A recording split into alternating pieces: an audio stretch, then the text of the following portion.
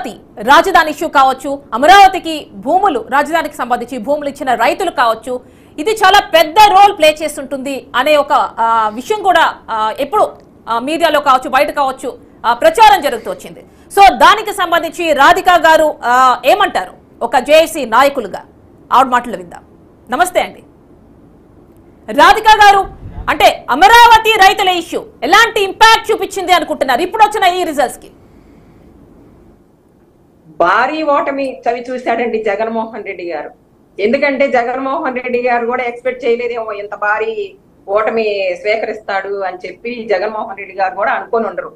ఎందుకంటే జగన్మోహన్ రెడ్డి ఏం చేశాడండి? ప్రజలకు ఏం చేశాడు? అసలు రాష్ట్రానికి ఏం చేశాడు? ఏం చేశాడని చెప్పి అతను గెలుస్తాడు? ఈ వైసీపీ పెద్దలు అనుకోవటం గెలుస్తాము, మేం గెలుస్తాము, మరి 175 వస్తాయి అని చెప్పి అనుకోవటం. అసలు ఏం చేశారు రాష్ట్రానికి? అమరావతికి ఏం చేశారు? ప్రజలకి ఏం చేశారు? ఎవ్వరికి కూడా ఏమీ చేయలేదు. సంక్షేమం అనేది ఒక ముసుగులో ఒక డ్రామాకే తెరలేపారు కానీ సంక్షేమం ఏమి ఇచ్చారు? సంక్షేమాలు ఇస్తూనే ఈ చేత్తో 10,000 ఇస్తూ ఈ చేత్తో 20,000 చొప్పున లాగేసుకున్నటువంటి ప్రభుత్వం ఈ ప్రభుత్వం, జగన్మోహన్ రెడ్డి ప్రభుత్వం. ఎంత నీచమైనటువంటి ఆలోచనలు, అహంకారమే ఇతని యొక్క పతనానికి ఇవాళ నాంది పలికి. ఇతను మాత్రం అసలు ఎవరు చెప్పినా కూడా వినేటటువంటి పరిస్థితి జగన్మోహన్ రెడ్డికి లేదండి. జగన్మోహన్ రెడ్డిని మేమేమన్నా ఏం చేశామండి? అమరావతి రైతులు ఏం చేశామండి? మేము స్వచ్ఛందంగా భూములు ఇచ్చాం. భూములు ఇచ్చి ఆ అమరావతిని సిఆర్డిఏ చట్టం ద్వారా, సిఆర్డిఏ అనేది ఒకటి ఏర్పడిందండి రైతులకి, మరి ప్రభుత్వానికి ఒక అగ్రిమెంట్ జరిగింది.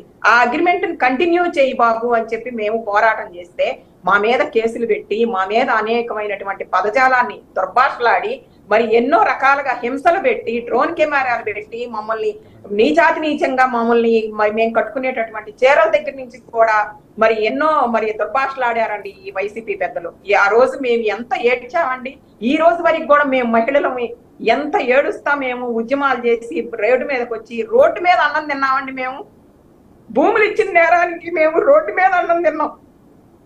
ఈ రోజు వరకు కూడా మేము బాధపడుతుంది అదే. ఒకళ్ళకి అన్నం పెట్టేవాళ్ళం, మేము రోడ్డు మీద అన్నం తిన్నామంటే మా ఉసురు తగలకుండా ఉంటుందా ఈ జగన్మోహన్ రెడ్డికి? అనుకోవచ్చంటారా రాధికా గారు? అందుకే సంఘీభావంగా కేవలం అమరావతి పరిధిలో మాత్రమే కాకుండా ఓవరాల్ గా ఏపీ మొత్తం ఇలాంటి తీర్పు వస్తోంది. అంటే ఆల్రెడీ కొంతమేర వచ్చేసింది. అంటే ఒక మీకు అనుకూలంగా తీర్పు ఇచ్చారు ప్రజలు అనుకోవచ్చు ఒక సంఘీభావంగా.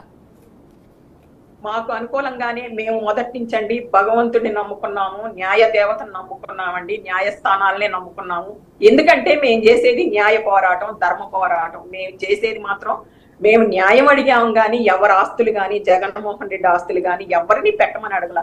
మాకు కవులు ఇవ్వకుండా 2 సంవత్సరాల నుంచి కవులు ఇవ్వకుండా మమ్మల్ని ఏదిస్తాయో మమ్మల్ని ఇబ్బంది పెట్టాడు. అతను ఓటు బ్యాంకు కోసం రైతు కూలీలకి 5,000 చేసి 5,000 వేశాడు. వేయకూడదని అంటలేదండి, వేశాడు. కరెక్టే, మంచి పని అది. అంతవరకు మాకు కూడా కౌలు వేయొచ్చు కదా. ఆ 5,000 కూడా ఫస్ట్ నుంచి 4వ సంవత్సరం దాటిన దగ్గర నుంచి వేయాల్సింది. ఓట్లు వేయించుకోవాలని చెప్పి ఆ రైతు కూలీల దగ్గర సానుభూతిని మనం పొందాలి, మనకు ఓటు బ్యాంక్ పెరుగుద్దని చెప్పి 5,000 చేసి వేశాడు. మేమేం పాపం చేసామండి? మాకు కౌలేయలేదు. మేము ఎంత ఇబ్బంది పడ్డాము.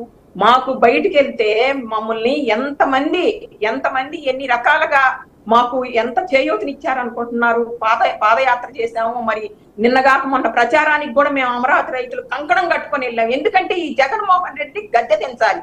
మా యొక్క లక్ష్యం అది. జగన్మోహన్ రెడ్డి అనే ఒక అసురుడిని, రాక్షసుడిని, అతని పాలన అంతం చేసి అసుర వధ జరగాలి, 4వ తారీఖు అసుర వధ జరగాలి అని ఒకే ఒక ఎయిమ్ తోటి మేము ప్రచారం చేసామండి. ప్రచారం చేసినా కూడా మేము మరి పాదయాత్ర చేసినప్పుడు కూడా ఎంతో మంది మాకు చేయూతనిచ్చారు. మేము చేసే ప్రతి ఒక్క కార్యక్రమంలో వాళ్ళు పార్టిసిపేట్ చేసి మేము ఉన్నామని చెప్పి మీకు మద్దతు తెలియజేస్తున్నామని చెప్పి రాష్ట్ర ప్రజలందరూ కూడా ఎంత సఫర్ అయితేనో మాకు మద్దతు ఇచ్చారో ఒకటి ఆలోచించాలండి.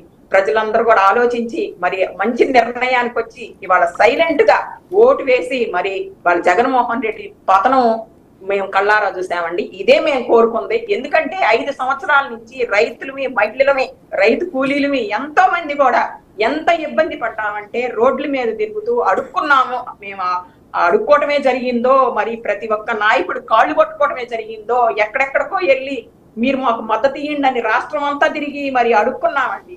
ఈ రోజు ఆ కష్టపడిన దానికి ఈ రోజు ప్రతిఫలం వచ్చింది. ప్రజా తీర్పు మాకు సానుకూలంగా వస్తుందని మాకు ఆల్రెడీ తెలుసండి. ఎందుకంటే ఇది ఈ రాక్షసుడు జగన్మోహన్ రెడ్డి అనే రాక్షసుడు డాక్టర్ సుధాకర్ ని ఎంత దారుణంగా చంపాడండి. అనంతబాబు డ్రైవర్ ని ఎంత దారుణంగా చంపారండి. చిన్న పిల్లవాడిని ఎంత దారుణంగా చంపారండి. వీళ్ళ గోండాయిజం ఏంటండి. సొంత బాబాయిని చంపారు.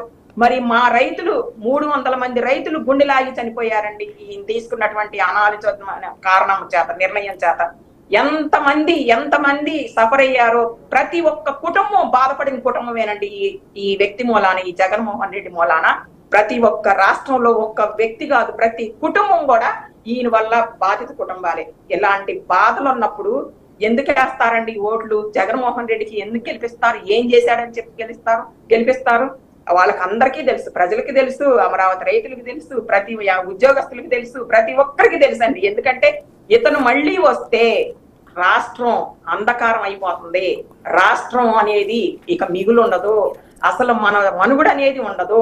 ప్రతి ఒక్క పౌరుడికి కూడా మనుగడ అనేది ఉండదు అని చెప్పి ఆల్రెడీ అర్థమైపోయి, ఎందుకంటే బయటపడితే మామూలు కేసులు పెడతారు, ఈ ప్రభుత్వం కేసులు పెడుతుంది, మరి ఈ ప్రభుత్వం మనల్ని ఏం చేసిద్దో అని భయం చేత ప్రతి ఒక్కరు కూడా సైలెంట్ గా ఈ రోజు తీర్పిచ్చారండి.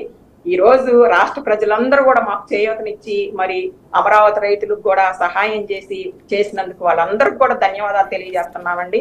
ఎందుకంటే ఇది మేము కోరుకున్నాం. జగన్మోహన్ రెడ్డి అనే రాక్షసుడు అంతం చేయాలి, ఈ గద్దె దించేదాకా మనం నిద్రపోకూడదని చెప్పి అమరావతి రైతులకు కంకణం కట్టుకున్నాం. అదే జరిగిందండి. ప్రజా తీర్పు ఇలా ఉందండి. ఎందుకంటే న్యాయం ఉంది కాబట్టి, ధర్మం ఉంది కాబట్టి, న్యాయం ధర్మం ఈ రోజు గెలిచింది.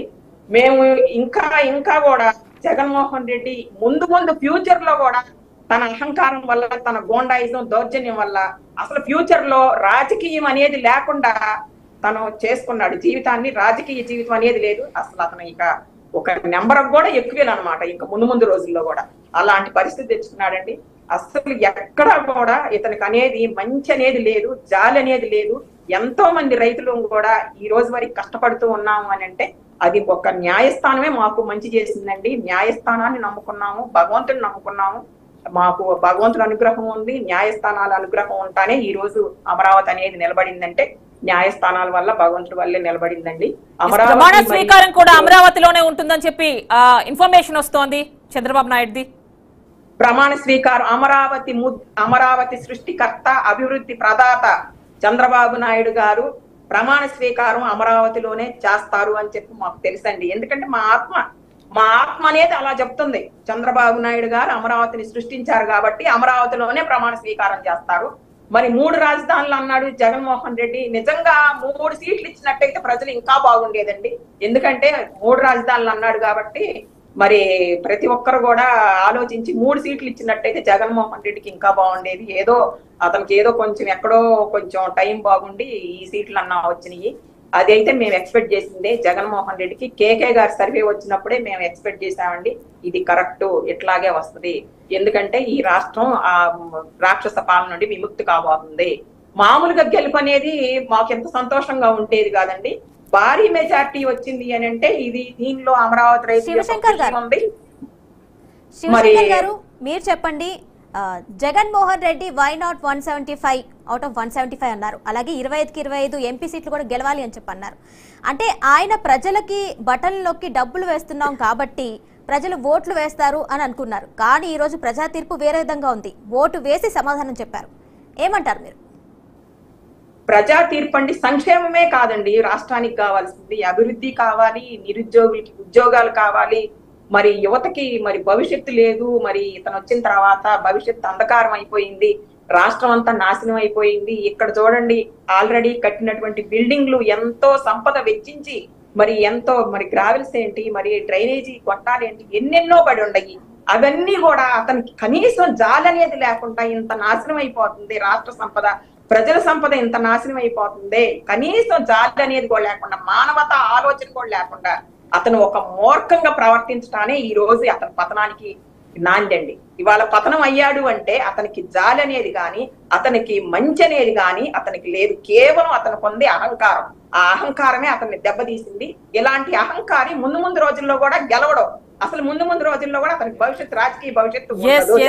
అవునండి, అవును రాధిక గారు. ఒక్కసారి శివశంకర్ గారు అనలిస్ట్ ఉన్నారు. శివశంకర్ గారు మీరు చెప్పండి.